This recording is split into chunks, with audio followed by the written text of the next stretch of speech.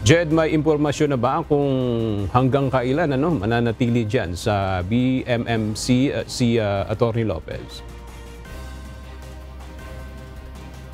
Sa panayam nga kanina kay Senator Bato de la Rosa, wala pa siyang eksaktong binanggit kung kailan makakalabas itong si Atty. Zuleika dito sa BMMC. Ngunit sinabi niya na kasalukuyan pa rin nga nakahiga si Atty. Lopez sa kama at bahagya or maliliit na paggalaw lang ng katawan ang nagagalaw o ang nagagawa ng nasabing abogada.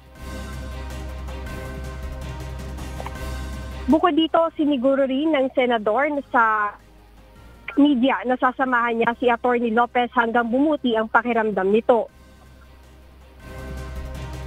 As long as hindi na mararatel, hindi na magpapanik, hindi na magkakaroon ng panic attack si Atty. Laika regarding the issue of taking her to the Women's Correctional. Siguro pag feeling assured na siya na hindi na ako gagalawin dito, hindi ako dadalhin doon sa lugar ng mga convicted felons, baka pwede na akong umalis. Samantala, kumpara noong nagdaang weekend ay mas naging maayos na ang lagay ng OVP Chief of Staff according kay Senator Bato de la Rosa.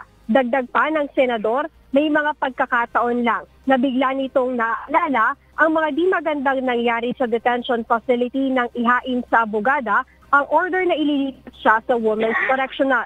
Walang detalyadong impormasyon na ibinigay pa ang senador kaugnay sa lagay ni Atty. Zuleika, ngunit umaasa ang senador na makakauwi na rin si Atty. Lopez sa Davao kung ngayon na rin talaga ang huling araw ng contempt order mula sa Kamara. Nagpahayag din si Senator Bato na maging siya ay nais na rin umuwi dahil namimiss na niya ang kanyang mga apo. Gayunpaman, mananatili pa rin siyang kasama ni Atty. Lopez bilang ito ay malapit din nilang kaibigan ni Senator Bongo at Vice President Sara Duterte.